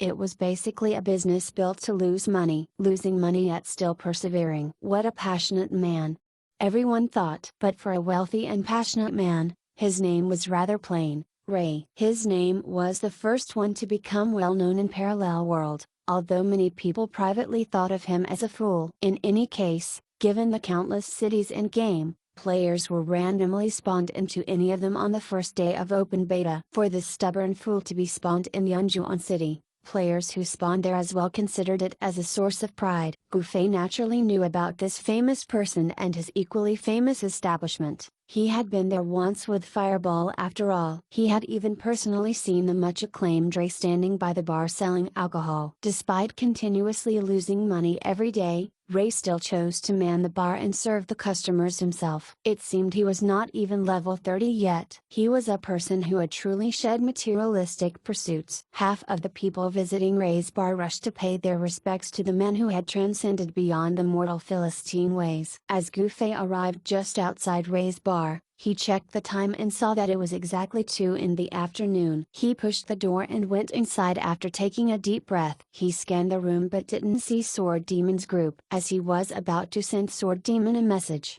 Comrade 1 Ray called out, "Can I help you with anything?" "I'm looking for someone." Gu Fei described Sword Demon's features. His looks were definitely extraordinarily ugly. Gu Fei barely began describing Sword Demon's appearance, yet Ray had already pointed to a particular direction, room 3. As a bar opened by a player, the place did not look antiquated unlike the system-operated taverns. Ray had even used wooden poles to partition some parts of the bar into several private rooms, making the place look just like a typical modern bar in reality. "Thanks," Gu Fei said. "You're welcome. Call me if you need anything." Ray's affable smile was truly worthy of his reputation. "Ray." Gu Fei wagged his finger and said, "I knew it. Your real name must be Ray Feng too, right?" "Very funny," Ray laughed. Gu Fei smiled as he took his leave and made his way toward room 3. The wooden poles functioning as walls of the room did not have enough space for a door, so a piece of cloth was used as a doorway curtain instead. Gu Fei grabbed the cloth and shook it slightly, as if he was knocking on a door. "Come in," someone inside said. As Gu Fei lifted the cloth to enter, he saw the person sitting right across the entrance. 1 word, pretty. 2 words, very beautiful. 3 words, too fucking attractive. 4 words, how was this possible? 5 words, that was actually a man? The person was seated next to Sword Demon, facing the entrance. Gu Fei would not have believed he was a man if it wasn't for that flat chest and prominent Adam's apple. The person had an arm around Sword Demon's shoulders. He raised the other arm to point at Gu Fei when he entered. "That the guy?" Sword Demon nodded as he rushed toward Gu Fei. "You're here." Gu Fei nodded, "Yup." That Adonis pointed toward the empty seat across him and said, "Have a seat." Gu Fei only noticed the other 3 persons after he had sat down. Plain, simple, and common faces. Compared to the beauty and the beast contrast between Sword Demon and that person, the 3 looked so ordinary that Gu Fei had difficulty identifying their uniqueness. "Let me introduce everyone," Sword Demon said to Gu Fei. Starting from the person beside Gu Fei, War Without Wounds. "He's a warrior." War Without Wounds was a middle-aged uncle who was very well built, giving off a very mature and dependable aura. "Hello." He extended his arm as he continued to introduce himself. "I love warriors, so I always choose to be a warrior when I play online games." And he would always be the game's #1 warrior, Sword Demon added. "Hello." Gu Fei removed his straw hat with his left hand as his right hand quickly shook the proffered hand at him. He immediately realized that the warrior had quite a strong grip. It was expected, given how warriors would put a majority of their stat points into strength. Gu Fei was a pure agility mage, so that handshake felt as if his bones had shattered. Thankfully he did not make things difficult for Gu Fei, loosening his grip after a while, as it was clearly done out of habit. Gu Fei could only smile wryly. This was the first time in his life that a handshake had left him in an unfavorable position. "This is Brother Assist." His online game's job class is always randomly chosen. This time he is a knight. Brother Assist excels in gathering information. He usually notices details that others may have overlooked. Sword Demon introduced the second person. "Brother Assist." "You don't look that old." Gu Fei extended his hand once more. "Sorry. My name's actually Uge. Sorry if you feel cheated." Brother Assist scratched his head embarrassedly, before reaching over to shake Gu Fei's hand. He had a friendly smile and was clearly a very easygoing person. "I see." Gu Fei smiled. "This is Royal God Call." He excels as a mage, yet he chose to be an archer this time. Sword Demon introduced the third person. The person was not too old and his face was unsmiling. He exuded the air of teenage arrogance and disdain. He was most likely a student. "Hello." Gu Fei extended his hand with a more serious attitude than he had with the previous 2. Gu Fei knew that the best way to interact with kids was to not treat them as children. Gu Fei needed to make him feel regarded. Royal God Call was apparently a petty person as he unexpectedly did not even bother to extend his hand. He merely snorted with disdain. "HMPH. This nasty piece of shit," disregarding his elders despite his youth. Gu Fei silently rebuked. "This guy's the last one." "Young Master Han, he's my old online gaming partner. His job class has always been a priest." Sword Demon finally introduced the one next to him. Chapter 17, Meeting at Ray's Bar Part 2. Gufei was indeed guilty of judging a book by its cover every now and then. Among the 4 strangers within the room, he had the most interest in this particular man, especially since his extremely arresting appearance formed a sharp contrast with Sword Demon's inconspicuous looks. Gufei suddenly recalled an old saying: a beautiful girl would always choose to befriend an ugly girl so as to accentuate her beauty. Could young Master Han and Sword Demon's partnership be a result of this mentality? But as he thought of this, he knew he was mistaken. They were only online buddies before Parallel World, so meeting each other face to face was not necessary. If this was a planned juxtaposition,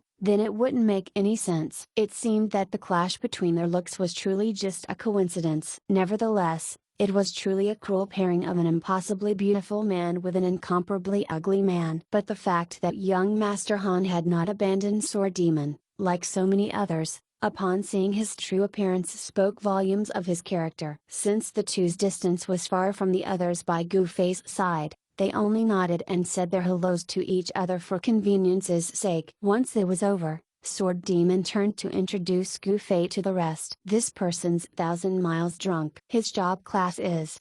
Sword Demon hesitated for a moment, a mage. What? You're a mage?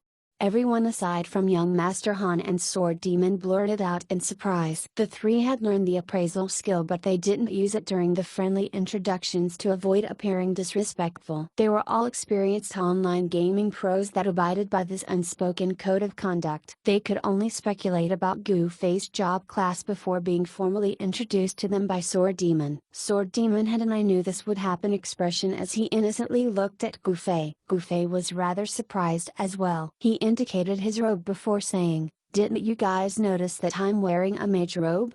The 3 looked at each other. It was precisely because of the robe that they assumed he was not a mage. What kind of level 30 mage would still be wearing a beginner's robe? They had thought Gufei wore the mage robe to look more presentable on the outside, as the gear he was wearing within must have been the worse for wear. To think he was indeed a mage. Sometimes, the calculative minds of pros would backfire when faced with individuals like him who did not put much thought in their appearance. However, the beginner's robe was not the only item that threw the 3 off. This was the first time any of them met a mage who wore a straw hat. Their eyes all fell on the straw hat that Gufei had thrown haphazardly on the table. As the one who recommended Gufei, Sword Demon felt compelled to say a few words. Yes, he's indeed a mage. A mage wearing low-grade equipment? Noob. The 3 thought in unison. Do you know how to fight using the Frost-Fire duo play method? Or the differences between and uses of anti-fire and anti-frost magic? How about chain lightning's use when it leaves your body? Royal God Call, a professional mage job class player, fired off these 3 questions based on the 3 classic spells from 3 famous online games at once. In the end, Gufei simply replied, "Are they all used in Parallel World?" Royal God Call was stunned for a beat, but he reacted quickly and retorted, "If you don't even know these things, how can you be an expert mage?" Gufei laughed at this. What was the point of arguing with the kid? Besides, he never wanted to be an expert mage. Suddenly, Brother Assist asked, "1,000 miles drunk, is this how you write your name's characters?" As he was speaking, his finger dipped into the liquor on the table and wrote out each character. "That's right." Gufei nodded. "You're number 2 in terms of leveling efficiency based on the official statistics." Brother Assistant. "What's that?"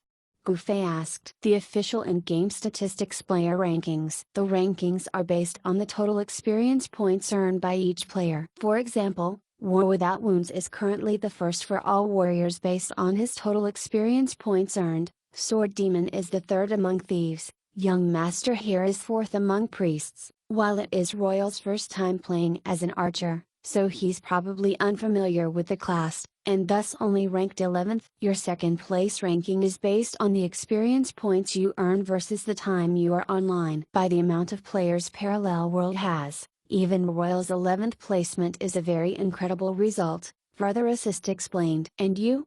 Gufei asked inquisitively. Brother Assist once again scratched his head in embarrassment. "I'm the number 1 commenter on the game's official forums."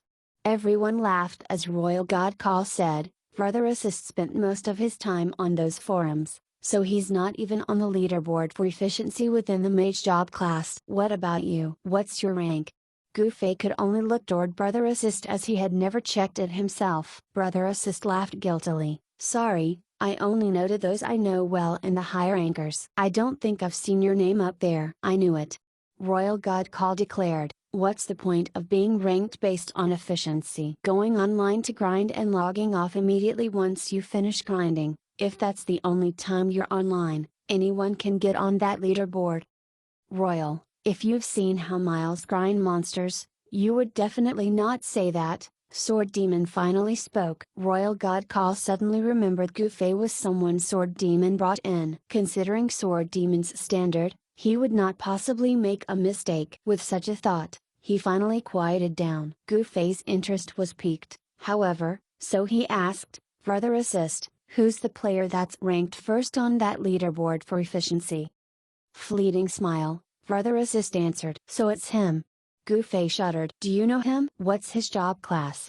This got Sword Demon's attention. Originally, he was just like Royal God Call with regard to the efficiency rankings. But after interacting with Gu Fei, he realized that it was highly likely that an expert could be lurking within the efficiency leaderboard. Upon hearing that Gu Fei knew the person ranked first, he quickly wanted to inquire some information. Fleeting Smile had specifically told Gu Fei not to reveal his real identity to other people, so Gu Fei could only shake his head. I've seen him but I'm not familiar with him. I don't know his job class either. They must be strangers since he did not even know his job class. Sword Demon did not pursue the matter any longer. Gu Fei truly did not know what sort of job class Fleeting Smile had. After the initial introductions were over, young Master Han immediately began to speak. This is it. We are tentatively the 6 members of this mercenary group. For us 5 old acquaintances to have spawned in Yanjuan City together is nothing less than a stroke of luck. Let bygones be bygones. In Parallel World, we are all brother at arms.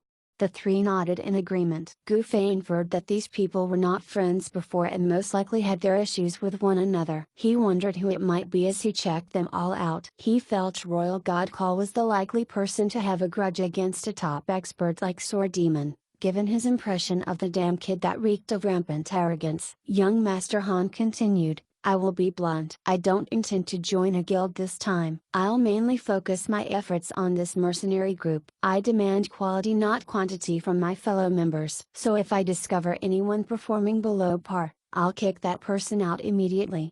Gu Fei was very certain that these words were spoken for his sake. He was not an online gaming expert like them after all. Sword Demon's introduction of him alone had left much to be desired. But getting kicked out due to being underrated was actually what Gu Fei wanted to happen. He was only here as filler for the team since he felt he owed Sword Demon. It would be best if he could just leave after a little sightseeing. As Gu Fei thought about this, young Master Han continued speaking. I received a mercenary mission submitted by a player. It's considered as not doable, but that's only if everyone here's a normal player. Since we are all well-known, outstanding experts, if we work together and with luck, we can do it. Once we accomplish this task, Brother Assist will flood the forums about us for a couple of days. Then, we'll simply wait for others to seek our mercenary group for aid. Ha ha ha ha. Young Master Han's speech at first was rather fitting, but Gu Fei felt that it had become rather distasteful by the end. He sounded rather vain, but it was truly unavoidable. With his beautiful looks, looking in the mirror daily would make him develop a narcissistic personality. Young Master Han raised his glass to quench his parched throat after his spiel, only to suddenly stop as he stared into the glass with interest. Is something the matter? Sword Demon asked. It's just too beautiful, praised young Master Han. What is? Sword Demon was puzzled. The beautiful face reflected in this glass. Why must God bless me with such a perfect face? Oh, the hardship I must bear, he said as his face revealed an enthralled expression. Everyone fell to the ground face first. Sword Demon and Brother Assist reacted a little better in comparison. One was a friend while the other was an information specialist. They must have developed a certain degree of tolerance toward young Master Han's narcissism. As for Gu Fei and the rest, They were on the verge of collapsing at the current moment. The look of admiration on young Master Han's face only served to induce greater nausea among the three. His expression seemed real. Was it possible to reach such a level of narcissism in this world? This trip had truly been an eye-opener for Gufei. Sword Demon hastily snatched away the glass from young Master Han's hands, returning him back to his senses as he cleared his throat. Ahem, let's discuss in detail this mission now. Brother assist, you. Wait! Gufei suddenly called out. What's the matter? Asked young Master Han as everyone looked at Gufei. It's almost 2:30 p.m., Gufei said. That's right. Everyone affirmed. I've got something on, Gufei said apologetically. Everyone said in shock. I thought we're meeting at 2 p.m. to form the team. I didn't expect we would be discussing many things. I've got a class at 2:30 p.m., Gufei explained. Class? You're a student as well? Royal God Call stared at Gufei with widened eyes. At this very moment, he felt a sense of closeness toward Gufei. Nope. Gufei laughed as he gazed at him. I'm a teacher. Royal God Call abruptly felt Gufei look 10 times more evil than before. Sorry, but I really have to go. Can we discuss this later tonight? Gufei said. Alright. Young Master Han waved his hand. We'll speak again later tonight. Thanks. It's not easy to join the team I lead, you must seize this chance. I've a good feeling about you. Young Master Han articulated. I'll do my best. See you. Gufei wiped his sweat. This person was really far too narcissistic. Chapter 18, Crisis of Faith. Gufei rushed to his physical education class after he got offline. Since PE lesson was held just twice a week, almost every athletics teacher would instruct a few classes in a row. Today just happened to be one of the busiest for Gufei, as he handled 3 successive classes in one afternoon. Gufei was somewhat distracted at the moment. The people he had just met a while ago had very unique personalities, yet their online gaming skills were exceptional. While Gufei's kung fu skills were extraordinary, his gaming ability was truly lacking. Therefore, he felt that it might be inappropriate to display his kung fu skills fully when following such pinnacle experts. While he pondered on this, the students had all arrived on the sports field and assembled themselves into waiting groups. Gufei quickly collected his thoughts and devoted his attention toward teaching the class curriculum. At this moment, he sighed in his heart. These students are so obedient, unlike that obnoxious and arrogant royal god Call. Alpha respectfully came up beside Gufei as he was thinking this. Sir. What's the matter? Gufei asked. What's your level now? Alpha quietly inquired. Gufei had forbidden Alpha from revealing the fact that he was playing Parallel World to anyone. Level 30, Gufei answered. Holy shit. Alpha blurted out in surprise. Is that how you're supposed to talk to your teacher? Gufei suddenly displayed a livid expression. He had not expected his class to have an ill-mannered and conceited student just like a royal god Call. Alpha wore a wronged expression. He had accidentally treated his teacher as his buddy. Concentrate on your exercises. Stop constantly thinking about games. You're a student, so focus on your studies more. Got it? Gufei lectured. Alpha dispiritedly replied, got it, before scuttling away. Gufei calmly continued to instruct the students, providing the same lesson to each class throughout the afternoon. Teaching these classes felt boring compared to playing the VR game, even though he was also doing physical activities here. Naturally, it would be a different story altogether had Gufei been teaching the students Kung Fu. When the final class was about to end, Gufei attempted to introduce a small activity to the students. Is there any of you who wishes to learn a bit of Kung Fu from me? All the students were flabbergasted. Looks like they're interested. Gufei's eyes shone. After countless attempts, had he finally piqued the students' interest? Ahem! He cleared his throat. Just as he was about to give further instructions, all the students suddenly dispersed. He could hear from the distance someone shouting, big news! Super hot news! Teacher Gufei mentioned his Kung Fu again. It looked like Kung Fu really was useless in real life. Gufei felt depressed. Gufei went back into Parallel World after he finished work and had his dinner. We're all waiting for you. Same location. Sword Demon immediately sent Gufei a message once he got online. Gufei hurriedly made his way toward Ray's bar from the log-off point. The log-off point actually referred to a safe zone. Given the huge number of players the game had, players were required to go offline in safe zones, so as to funnel them into a select few areas to speed up the process of archiving each player's data and to reduce the burden on the servers. While it was possible to forcefully log off in the other zones, the officials warned that they would not be responsible if the players lost the items gained, experience earned, or even their whole character data as a result. A player posed a hypothetical query: what if some despicable players tie me up on the very top of a mountain or deep into a forest and prevent me from dying or returning to a safe zone? What should I do? Then, the system announcement: our GMs would be on standby at your service. All the players cursed upon hearing this. Any veteran online gamers knew that the specialty of GMs was the fact that they were never online. Gufei quickly made his way to Ray's bar. Ray smiled as he pointed toward one of the rooms. They're waiting for you in there. Thanks.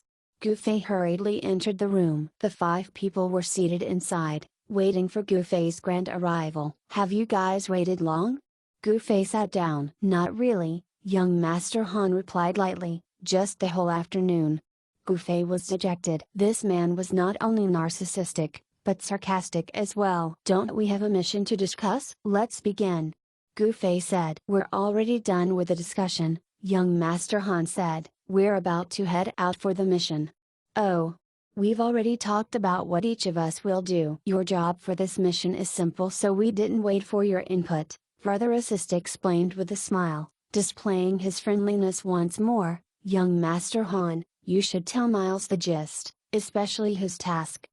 Young Master Han nodded before he began explaining. This is a bounty mission. Our target is the mountain bandit leader Sato in Oolong Cave. This is the toughest mission I know of. I once helped a team of 27 players to solve it. We lost 20 along the way, yet we still failed in the end. But those are just regular players. This team has few but elite members, making it much easier to coordinate with one another. You're not needed in the early part of the mission, so just follow behind us. Your debut will be when we engage mountain bandit leader Sato.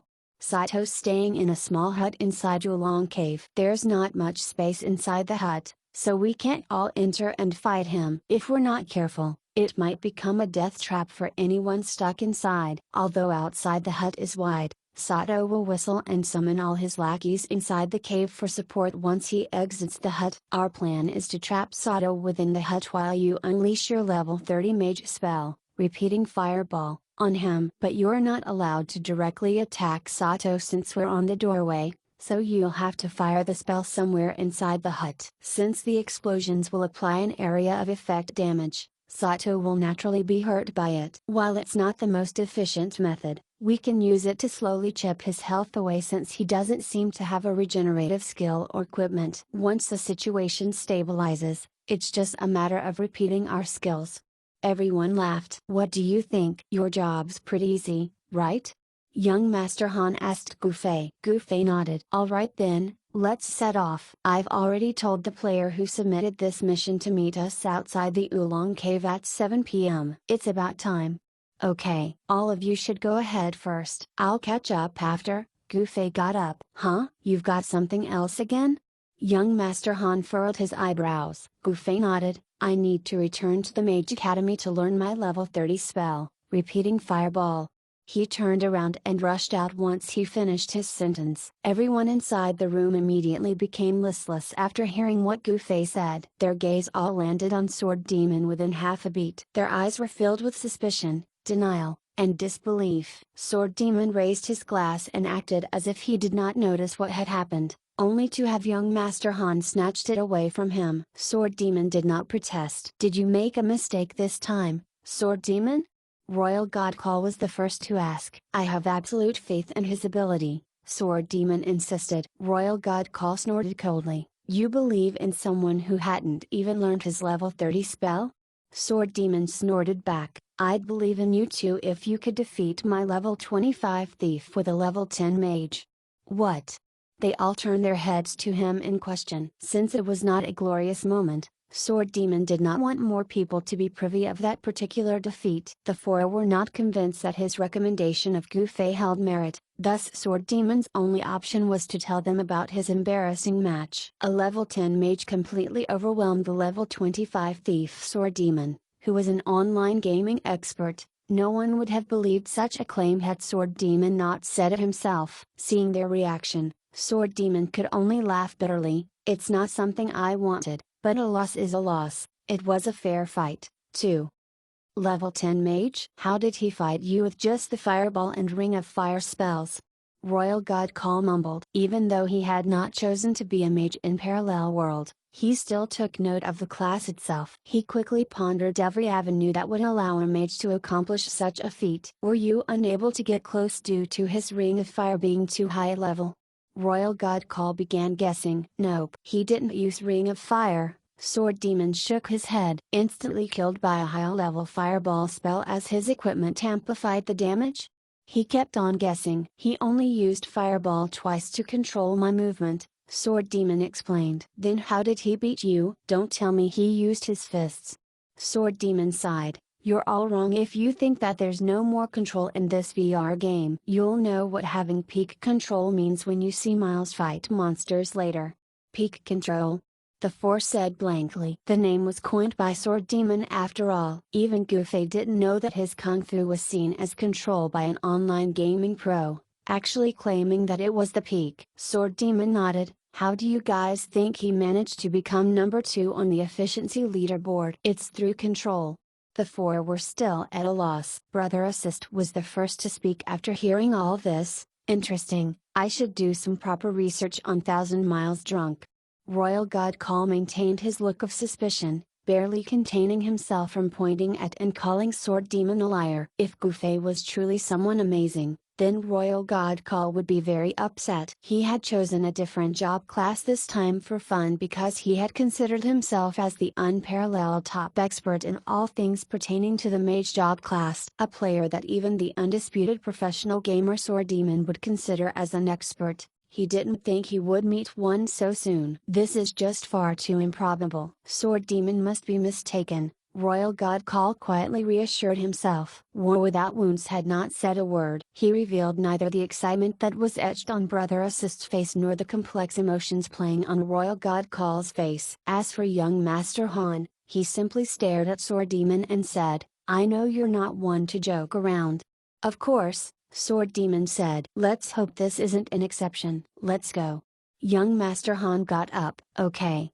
Sword Demon answered. With doubt swirling in their heads, the 5 legendary online gaming pros began their journey together. Chapter 19, Refusing to Improve. Oolong Cave was located exactly in Oolong Mountain. Oolong Mountain was about 500 meters northwest of Yunju on city's west gate. The mountain was rife with bandits, and the official description for the mountain stated that it was an ideal grinding and looting map for players between levels 25 and 30. However, what was inside Oolong Cave was completely different from Oolong Mountain. The bandits within it were around level 35 and were largely considered as elite among the criminal NPCs lurking on the mountain. The cave had messy passageways with plenty of twists and turns which made it easy for players to lose their way. GMs did not consider it as reasonable grounds to help players who made such a silly mistake of losing their way inside the cave. This caused the players to curse once more the game officials who had made the statement about the ever-ready to assist GMs. Gufei's statement before leaving to learn a new spell in the Mage Academy had caused Sword Demon and the others to become listless and resulted into the eruption of an argument. So when Gufei arrived to the cave, he could not catch even a glimpse of their shadow. Instead, he spotted a player, most likely a mage, pitifully squatting beside the entrance. Is he our employer? Gufei pondered silently, before going forward and greeting the person. Hello. The person raised his head and looked at Gufei. Hello. What are you doing here? Gufei asked. I'm waiting for some people, he replied. Are you waiting for those who agreed to help you finish Oolong Cave's bounty mission? Gufei pressed on. Why do you know that? The person said in shock. Gufei chuckled. That's because I am one of those people. Oh, you're someone from the Young Master's elite group. The person immediately stood up. Gufei had just found out his mercenary group's name. The name was rather detestable, but it was understandable. Given the level of young Master Han's narcissism, how could the group he formed not be named after himself? Why are you the only one present? He asked. The rest will arrive shortly. Oh.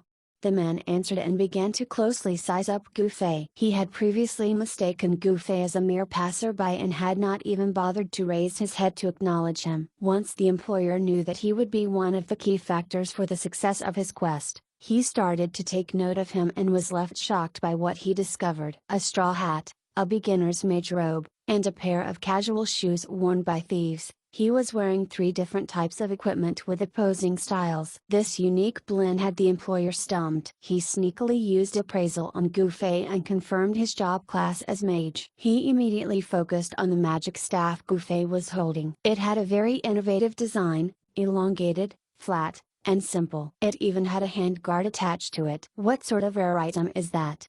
the person quietly speculated. Gufei turned just then. He placed his hand across his eyebrows as he looked down the mountain trail and finally spotted the figures of the 5 people. Everyone met right outside the cave entrance. Young Master Han introduced each member of the team to the employer. Seeing that they were all renowned players from other online games, he could not help but be thrilled. The living legends of the online gaming world. He deeply admired the Mage Pro player Royal Godcall as he was a Mage player himself. So he was especially disappointed when he found out that the latters had decided to be an archer instead of a mage in Parallel World. When they got to Gufei, the employer who kept spouting "I heard so much about you, pleasure meeting you, it's an honor" had finally stopped using those phrases. "1,000 miles drunk? Who's that? Never heard of him. What does he do? Is he a pro?" Everyone could guess what the employer had on his mind from his expression alone. Gufei did not actually mind. He was never part of their clique after all. Gufei's prestige would have preceded him had anyone asked about him among those who practiced Kung Fu. Alas, there were significantly fewer people active in the Kung Fu community compared to the online gaming community. "Do you even play online games, bro?" sounded like a legitimate insult over here. But the question "Do you know Kung Fu?" would have sounded preposterous to them. The things they were exposed to were worlds apart. Gufei was feeling rather disappointed just as everyone began to enter the cave. Young Master Han repeated his final instruction: "We'll take care of all the monsters along the way. You two just have to follow closely behind. Don't get into fight, got it?" Gufei and the employer nodded. He was visibly excited but Gufei was listless. He was instructed, "Don't get into fight." But the sole reason he even played this game was to get into fight. The cave's pathway was rugged and had no obvious light source, but players could still see clearly what was in front of them. It could be considered as one of the few miracles the game provided. It did not take long for them to encounter enemies. Gufei and the employer obediently stayed behind the group's formation and struck up a conversation in boredom. "You're a mage as well?" the employer asked. Gufei nodded. "What's your level?" he asked once more. "Level 30. What about you?" Courtesy demanded this follow-up question. 25 the person said as his eyes revealed a glimmer of worship. "Your magic staff is very unique," he said. "Magic staff?" Gufei was stunned for a while before coming back to his senses and smiling brightly. He offered the item to him. "Try it." "Really?" The person was taken aback. Casually handing his equipment to others. "How dauntless," he said to himself as he dutifully received the item. He shuddered as he took it into his hand, slowly calming himself down to properly inspect it. He immediately shouted, "Fuck!" This was not a magic staff. This was clearly a sword. It looked like it was a cross between a Western longsword and a tang sword, which was basically a generic weapon with no special properties. It could be found anywhere in the game, but it was far too unusual to find it in the hands of a mage. The employer concluded that this mage would most probably be holding a blade for the looks. Ultimately, having a long sword slung by your waist was a lot cooler than having a magic staff. "I should get one as well," the person thought as he approached the expert and returned the sword. While the two were having a leisurely chat, the fight ahead of them had become fiercer. The monsters were 5 levels above the players fighting them right now. It was not easy to beat monsters beyond a player's level in Parallel World. It was already a given that the player's average equipment would be of no match to these monsters. If the player was slightly better geared, it would be slightly doable. Only with outstanding equipment could the player properly attempt to engage and survive fights against higher level monsters. The gaming pros currently assembled were not only very well geared, they possessed great instinct as well. That's right, instinct. Infamous, It was no longer about having superb keyboard operating skill but actual combat skills. Would the common players possess such a thing aside from Gufei? Therefore, instinct became a deciding factor in differentiating the good and bad players. Knowledge and usage and control, experience from practice, etc. all became the building blocks of instinct. These people ahead of him were quite possibly among the people with the most outstanding gaming instincts. They easily coordinated and complemented one another beyond the realm of the normal players while they were fighting the monsters. Archer Royal God Call would swiftly shoot an arrow to a monster, causing it to promptly turn and make its way toward him. Sword Demon, who was on stealth, would instantly score a backstab when the monster turned. When the monster tried to face Sword Demon, he would have already run off. War Without Wounds and Brother Assist would then rush over and position themselves on the left and right of the monster to trap it, then they would slash in a frenzy to hold its aggro. Sword Demon would then return into the combat and finish off the monster together with the others. Young Master Han's healing would timely be bestowed on each and they would recover their health at just the right moment, and not a single point of restoration would be wasted. This was the quickest and most efficient way of engaging into a combat. More importantly, they knew only to fight the monsters that crossed their path and nothing more. This was the main reason why young Master Han would not allow the two mages, Gufei and the employer, to join in the fight. A mage's spell casting, attack, and radiance would draw aggro from a large area. They were not able to concentrate their attacks on a single target. What was aggro? To put it simply, it was a monster's judgment of the player's threat. The value from the calculation of this algorithm could be understood as aggro. Once the value passed a certain threshold, the monster would initiate an attack on the player. If there were multiple players simultaneously threatening the monsters, he would target the player with the highest aggro. Because mages could draw aggro from a wide area with their attacks, it was very easy to draw 3 or 5 monsters toward them with just one attack. That was definitely not something players would want to happen. The target for their current mission was the mountain bandit leader Sato, so they should not be wasting any time along the way. Young Master Han's way always emphasized on completing missions with speed and efficiency. Furthermore, Parallel World actively recorded the time players took to accomplish missions. Over at the quest handling counter, the employer would have his name jotted down as the quest taker, yet young Masters Elite would have their group name recorded in the Great Hall of Mercenaries. This was the best way to prove the strength of their mercenary group. As the group used this extremely efficient method to progress through the cave, young Master Han could not help but be impressed. Were it not for the dominance that the Parallel World currently had over all other online games, it was truly hard to even imagine all these experts working together. On that note,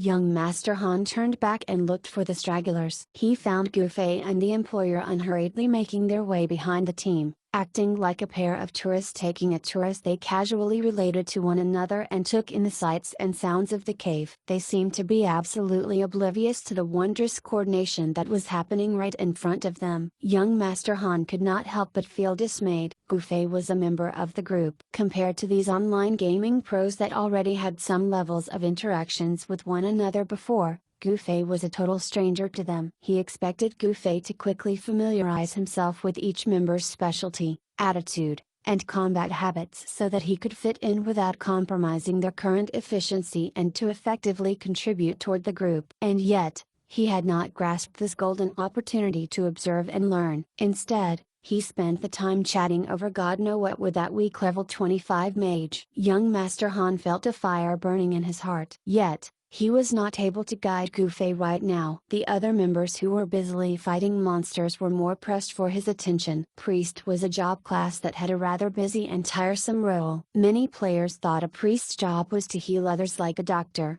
that it was most suitable for ladies to play since they were not required to spill blood. In truth, a great priest player would need to have the ability to see the bigger picture, have superior concentration, be able to calmly make judgments as well as pivotal split-second decisions, and have a good sense in creating and grasping opportunities. Not many female players could reach such standards. Thus, while there were a lot of women who played the priest job class, the real peak experts were all male players. That was the role a young Master Han played. In the past, it was always his partner Sword Demon that took the lead in online games, and he was the right-hand man. But now that the virtual reality had exposed Sword Demon's real appearance, he had been crushed by what happened afterward, and the incidents had left him somewhat dejected. So young Master Han decided to personally take up the mantle and form a group with himself as the core. Being a perfectionist, he could not stand to see his new recruit Gu Fei's lack of effort in trying to find ways to fit in,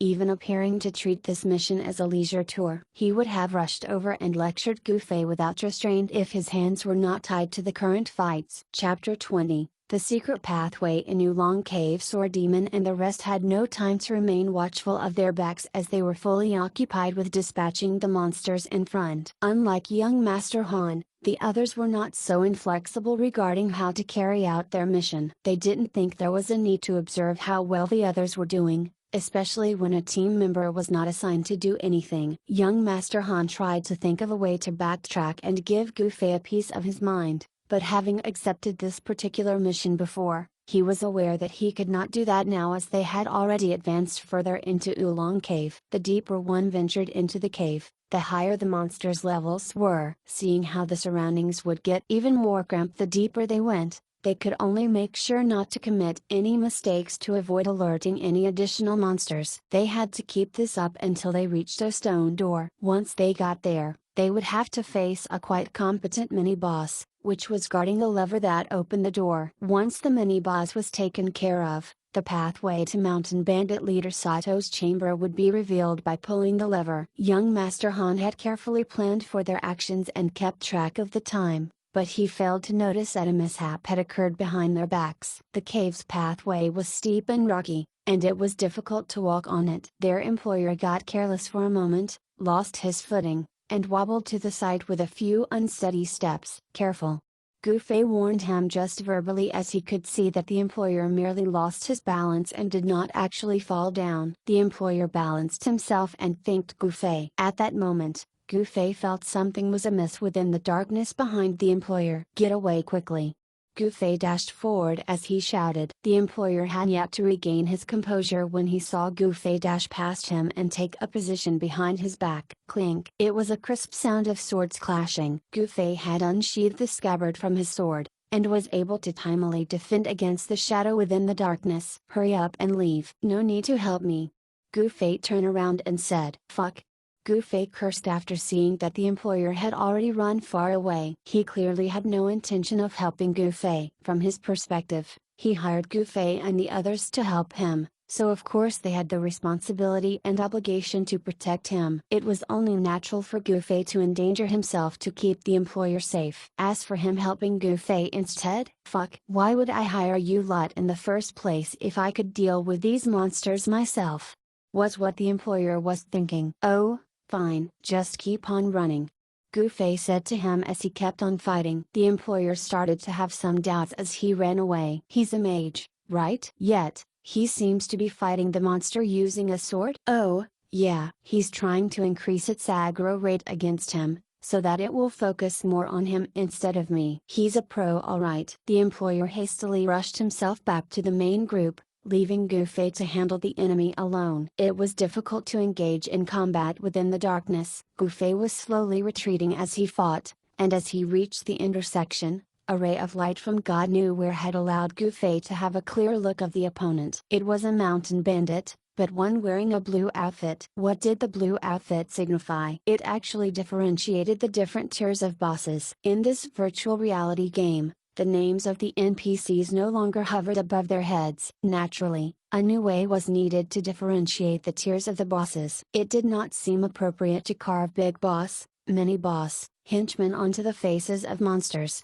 In the end, the developers decided to display the differences through their outward appearances. The mountain bandit before Gu Fei was just a henchman, which was weaker compared to a mini-boss or a big boss. Gu Fei was a little excited as this was his first time encountering and fighting a henchman after grinding for so long. Unfortunately, a henchman still lacked the ability to provide Gu Fei with his much desired excitement and thrill. In the strictest sense, a henchman was not considered a real boss. It was just an ordinary monster that had been bestowed with better attack, defense, and health. Real bosses would actually have flashy entrances when appearing in front of players, clad in golden armors or godly attires. Their looks alone would leave the players humbled. Bosses were NPCs with powerful skills, great equipment, high level, and impressive AI. Compared to a real boss, a henchman was nothing but a muck. With Gu Fei's peak control that allowed him to deliver maximum damage every strike, it was only a matter of time before the current muck was taken care of. Unfortunately,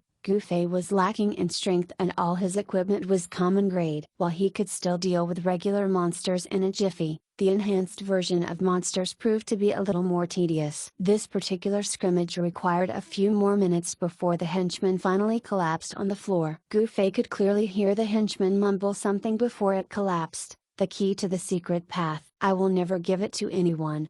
What key?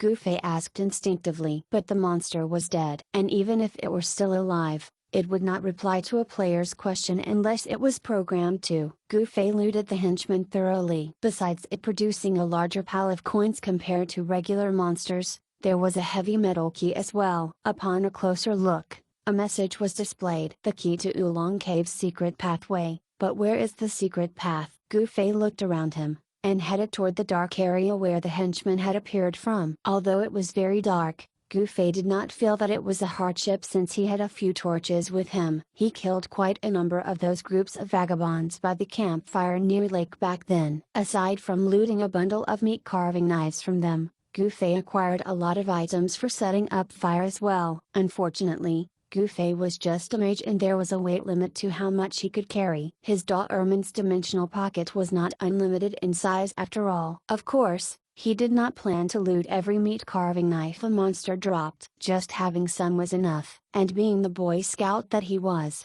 he had kept a few torches with him just in case he needed them in the future. His location right now was exactly where a torch would come in handy. Gu Fei was grateful that he had anticipated something like this back then. He casually took a torch out of his pocket and lit it up. The torch lit up the darkness. Gu Fei noticed a large iron plate on the ground instantly. A latch at the end was fastened together by a giant padlock which was currently bolted. Gu Fei inserted the newly acquired key into the padlock and turned the key, resulting in a loud clicking noise as the padlock was unlocked. He removed the padlock and lifted the iron plate on the ground, revealing a hole which could only fit a single person at a time. Gu Fei directed his torch into the hole, and what he saw was a tunnel around the height of a single person. Gu Fei promptly sent Sword Demon a message, but all he received was a system notification. Message reception is off. Well, it was only natural for Sword Demon et al.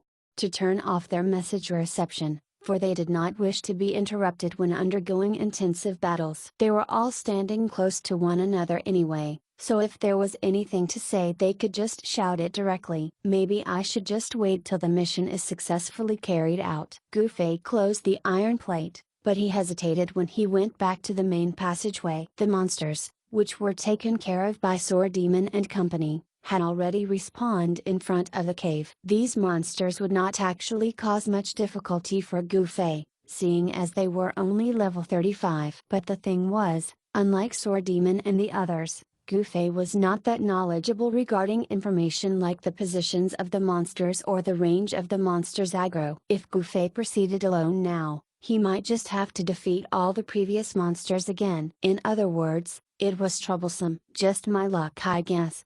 Gu Fei sighed and went back to lift the iron plate open again. Who knows? I might surprise those people by arriving there ahead of them. Gu Fei went down the tunnel with a slight urge for mischief. The hidden tunnel was cramped, but it was much easier to walk on compared to the rocky pathway of the cave. Gu Fei lifted his torch high in the air as he remained mindful of any traps. Surprisingly, it was smooth sailing till the end of the tunnel where a huge stone door loomed before Gu Fei. The stone door grudgingly opened as he pushed it with all his might. Though, Gu Fei felt as if the door wanted to crush him to his death as it pushed back against him. With much effort, he finally wedged himself through the small opening and entered. The door closed by itself when Gu Fei stopped pushing once he fully got through to the other side. Gu Fei tried pushing the door from the side now that he was inside, but the door would not even budge. Maybe it needed to be pulled instead of pushed? Unfortunately, Gufei did not think it was possible as he had already turned all sweaty from just pushing the door. He started to ponder about adding stat points to strength in the future now that he was feeling dissatisfied with his lack of power. Gufei looked around and saw a wide, empty area as he left the stone door. It was a surprise to find such a flat and spacious area inside a cave. Within a split second, Gufei noticed the small hut situated among the leveled open space. Sato is in a small hut situated inside the deeper parts of Oolong Cave. Although there's plenty of space outside the hut, Gufei recalled young Master Han's words when he was briefing them about the mission. I actually reached the targeted location first. The secret path is actually the shortcut for this mission. Gufei was overjoyed by this. Since there's nobody around, maybe I should. Gufei clasped his sword, and slowly approached the small hut. As for the strategy set up by young Master Han, Gufei had nothing but admiration for him. Gufei witnessed all of their excellent teamwork with his eyes. If everything was carried out exactly like how young Master Han had planned, the risks involved would only be minimal. However, admiring something did not necessarily mean fondness. What Gufei really craved was a face-to-face combat. Luring the monsters, trapping the monsters, attracting the monsters' aggro. Gufei was familiar with these terms as he had heard them regularly as well. These were aspects that showed just how skillful an online gaming expert was. But Gufei was different. It was true that he wanted to be a prominent expert in the game, but he wished to achieve that by relying on his kung fu and not by relying on some online gaming skills. This was his purpose for playing Parallel World. Gufei had only dealt with regular monsters all this time, and he had always been wishing for an opportunity to face a challenging mob boss to test his limits. It seemed the opportunity had finally arrived. Missions that required players to fight a boss were hard to come by. The system released a list of missions on random every day. There were countless item finding or delivery missions for the players to choose from, but it was rare to actually come across a challenging top-tier mission. Even if the players managed to come across one, they would still need luck to actually receive the mission as theirs. This was why a player or an employer was willing to spend big bucks to hire others to help with the mission. Now that I think about it, joining this mercenary group isn't that bad. The harder the missions, the more chances I have to face greater challenges. Gufei arrived outside the small hut as he was still lost in his thoughts. The NPC within the hut was the exact same one whose head was needed to accomplish the mercenary mission. Of course, Gufei did not even bother to knock on the door and greet. He busted the door down with a flying kick and yelled, "Sato!"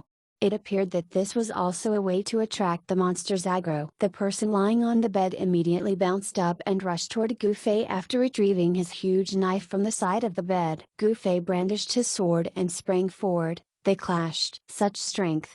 Gufei managed to block the attack, but he could not withstand the force behind it and was blown away. Sato roared and charged out of his hut. Gufei's face turned pale. He recalled young Master Han saying, "Sato will whistle for his lackeys once he exits his hut."